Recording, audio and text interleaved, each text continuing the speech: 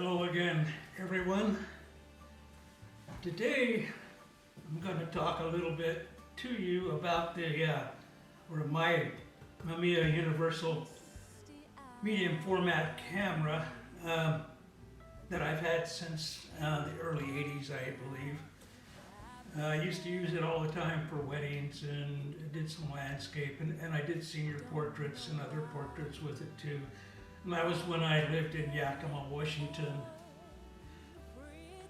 After I moved to Alaska in 1986, it was a few years, but I used it for a few shots, a few shoots after we moved up here, but not a lot. And then of course digital came along pretty quick after that, and it just kind of sat in the closet. And that's about all it did until the last month or so, where I've dug it out and started looking at it and thinking about using it. So yesterday morning I came out to the studio early and was digging through stuff, and I found the camera, and I had it sitting out anyway. But anyway, so it had, when I got it, it came with this lens. It's a Mamiya Seeker lens, 65 millimeter f5, 6.3 rather, f6.3.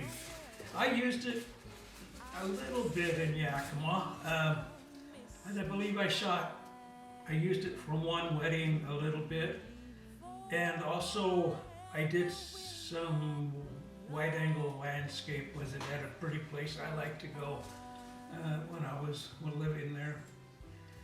But then, I don't know, one afternoon I was getting it all put away, and I was activating the shutter, and I saw that the blades were real lazy in it, I guess you could say, and they were, when you press the shutter release, not much happened for a couple eye blinks, and then they would go through and close kind of slow. And so I didn't really count on it after that. I just kind of, it has its own little place in my camera bag for this, and so I put it in that special place, and that's where it stayed. I never took it out to use ever after that. And so but I did take it out yesterday morning, and I started looking at it, and I mean, it's a nice lens. Anyway, I started looking at it, and playing with the shutter and whatnot. And I looked it up on eBay, and it's selling for like $250 or something like that if you want to get a different one. And I decided I would see what I can do with it. I mean, what the heck? It's not doing me any good, and where it's at, sitting there, and if I ruin it, I ruin it. So the front lens was easy to remove, and when I looked at it, I could see, there was some oil on the blades, on the iris blades. And I studied that for a little bit, quite a bit actually. And then I decided to fix it. And I don't think I'm going to say how I decided to do that. It's not something I would recommend people do, actually. But like I said, I was at a point where it didn't really matter too much to me if I screwed it up, which usually is what happens when I work on stuff like this. It ends up in the junk pile. But I worked on this for about 3 hours. I was very gentle, very, very gentle. And I finally got nearly all of the oil removed, and it wasn't hanging up anymore. It wasn't lazy, and it seemed to work. So yeah, I was pretty happy with that. And also, this little knob here that you used to focus with, it had come off and the little screws had disappeared, and so this is a really tight focus ring, so you really need something to help you out when you're trying to use a focus ring. And I looked at that and I went in the house and I got some old cameras, you know, from well, way back. So I started looking through them and I found one that had a couple little screws that looked like they might work. So by gum, I brought them out here and they just are almost perfect, and they fit right in there, threaded right in, and now that is replaced. It's a good lens now. Well, I hope it is anyway. So I decided to use it. I needed to test this camera because, like I said, I haven't shot it for a long time, and I'm not sure. And I was using this lens. I'm going to show you some pictures here after a bit, and this is the lens right here. This 65 millimeter lens is what I used for those photographs I took this morning. But I needed to test a few things. Besides the lens, I had to make sure that the camera and the back and everything had good light seals in it, and there was no lights. I have this light meter that I have not used much before. It's a Luna Pro light meter. I just got it and got batteries in it. I've used it a couple times, but I'm not sure if it's you know, giving me the right readings or anything like that. I calibrated it somewhat, but anyway, so I needed to test that, and just the whole works, and so I woke up at 3 this morning and I thought, you know what, I'm going to drive up the Glen Highway quite a ways, and I knew some places I wanted to take some pictures of in the early morning, and I thought, yeah, I'm going to do that. That would be a good thing to do. But when I woke back up about 4:30, I changed my mind, because that's going to be, what I wanted to do is going to take about 4 hours and fuel to go up there. It's a good little drive to where I wanted to go. So I decided, you know, this is just all a test. So I think I'm going to just walk around here in the yard on my property and see what I can do with this camera. And of course, by the time I got around to it, the sun was high, pretty high over the horizon. It was getting warm and it was bright and real contrasty out, so it probably wasn't a good time to do that. But it was only 10 exposures. That's how many is on 120 roll with this camera with a 6x7 back on it, which is what I have right here. It's a 6x7. And so I had it loaded already yesterday with film, so I went out and looked around and found a few things to take pictures of. Initially, I had it on a tripod.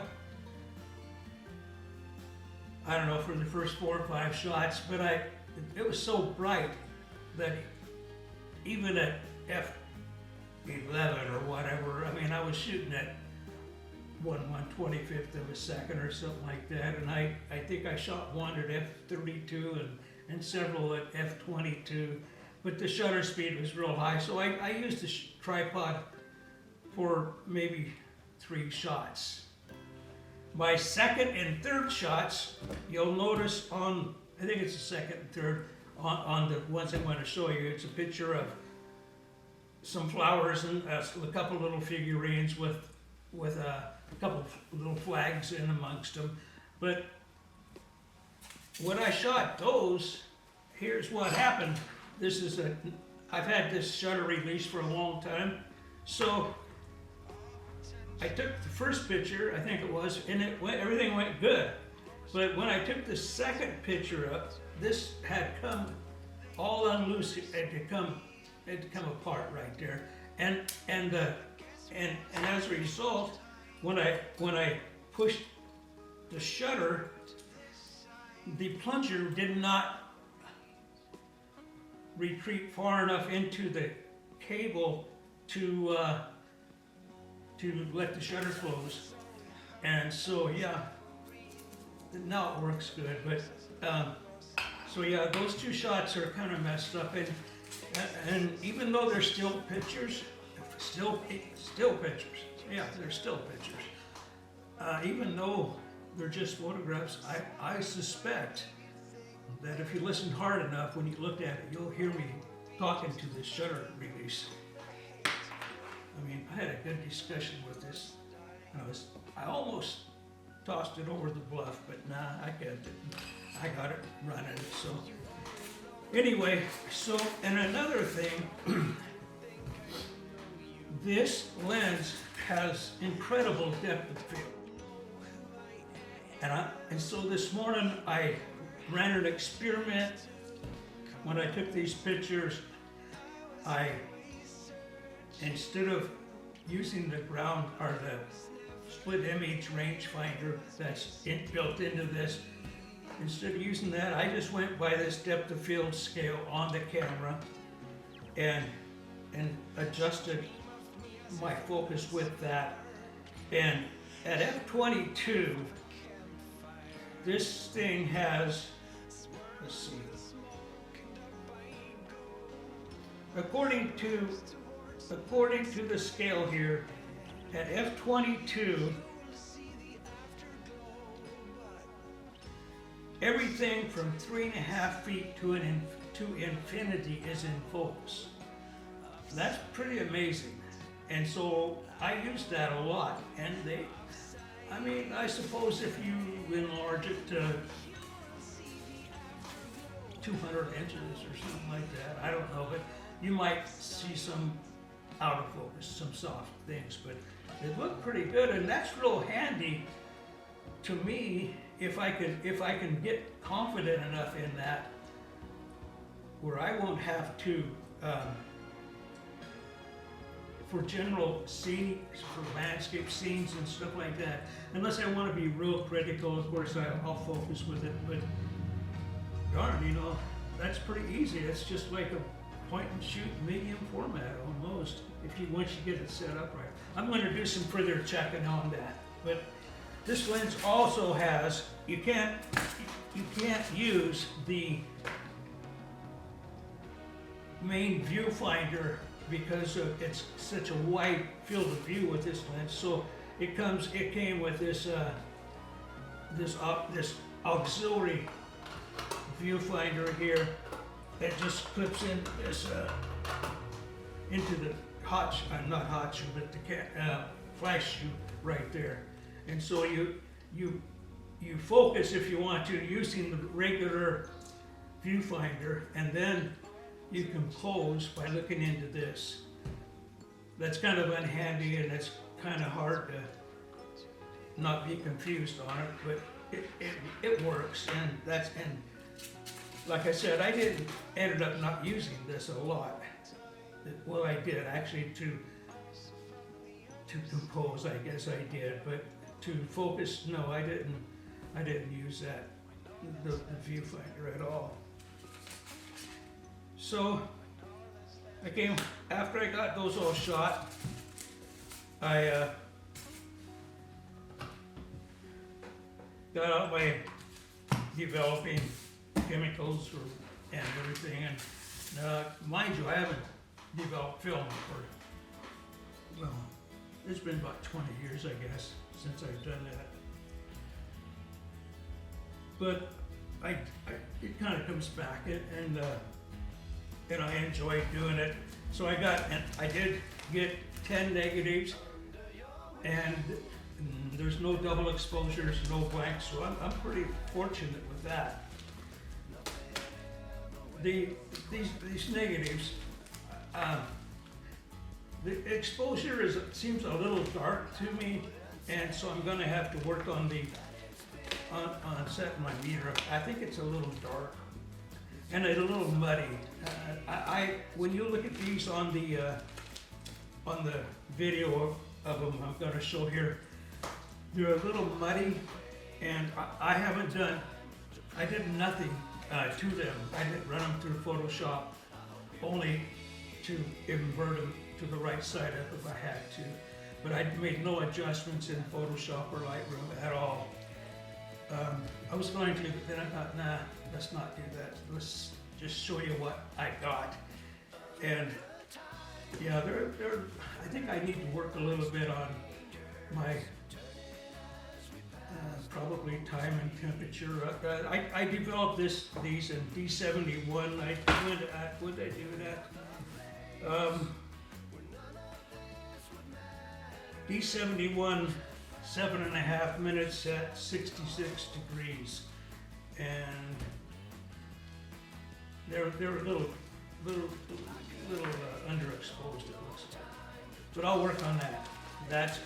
But the camera itself, and except for the two shots I was talking about where this thing screwed up on me, the camera itself and it worked good, and so did the lens. I had no trouble with the lens at all. I was pretty happy about that. Real happy. In fact, I want to use that lens. This is a good lens. This is 100 millimeter there.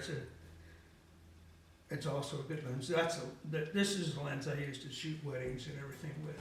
But anyway, so I'm going to show you the pictures that I took this morning, and I don't know if I'll be back to talk to you or not. We'll see how that goes. But anyway, thanks for watching my channel, and I hope that what I've told you here today, or you've seen, helps somebody. There's a lot of interest in this camera right now. I notice on the internet. So I hope I'm able to help somebody. I'm pretty familiar with it, but I'm not familiar. I've forgotten a lot of stuff. So anyway, so thanks for watching, and here comes the pictures for you, and we'll see you next time. Thanks.